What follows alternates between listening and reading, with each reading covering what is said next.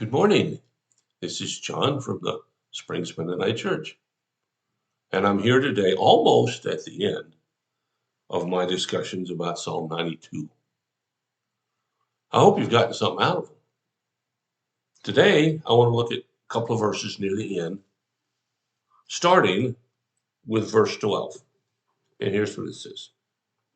But the godly will flourish like palm trees and grow strong like the cedars of Lebanon. For they are transplanted to the Lord's own house. They flourish in the courts of our God. Even in old age, they will still produce fruit. Wow, that's an interesting thought. It says the godly will flourish. Well, who are the godly? Well, anybody who chooses to walk in their daily life with the Lord. It doesn't matter what denomination they belong to, or how they worship, or what they wear, or what they say. It's whether they have chosen and invited God to come into their lives and together walk through this journey of life. And I hope everybody who's listening to me today has done that. If you haven't, well, why not? What do you got to lose? And if you're one of those who are kind of angry at God, okay, that's all. I understand that. But don't let your anger get in the way of what really is best for you. Now, I can say that with all the conviction in the world because I know it's true. It's not just an idea I have, it's been supplemented by thousands of years of history of people who changed the world by walking with God. Some of them very famous, some of them not so famous. But it goes on to say that the godly will flourish. That means to do more than just be ordinary. Now, I know some of you think that sticking out in public is a bad thing. That's not being humble. Well, I would argue that not accepting credit because you've been able to accomplish something is not being humble. It's putting yourself down. We need a better understanding of being humble so we can allow God through our lives to demonstrate to others how good he is. But then it describes these godly, and I'll read it again. I like this description. It says they will flourish like palm trees and grow strong like the cedars of Lebanon. Let me stop there. A palm tree is one of the only trees that can actually bend at a 90-degree angle in a heavy wind and still survive. Now, these hardwood trees like we have around here, they'll break and they'll splinter. But a palm tree is softer wood and it sways in the wind much more than hardwood trees and pine trees. But it just has this way of bouncing back.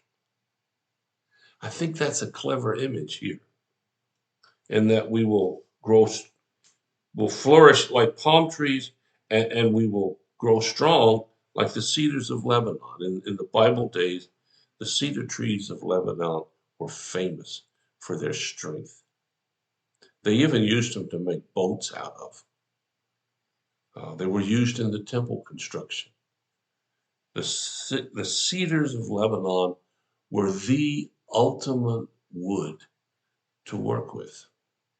And so this passage is comparing the godly with those two magnificent creations. And it says that they flourish. They're transplanted into God's house and they flourish in the Lord's own house.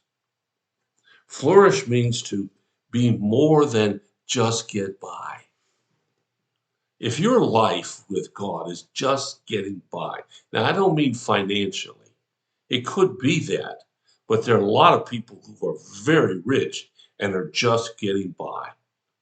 If your life is not full of enthusiasm and joy and wonder and excitement, then you're not flourishing the way this passage is trying to tell you to do and telling you that God wants you to do. Living is an exciting adventure. You never really know what's going to come around the corner.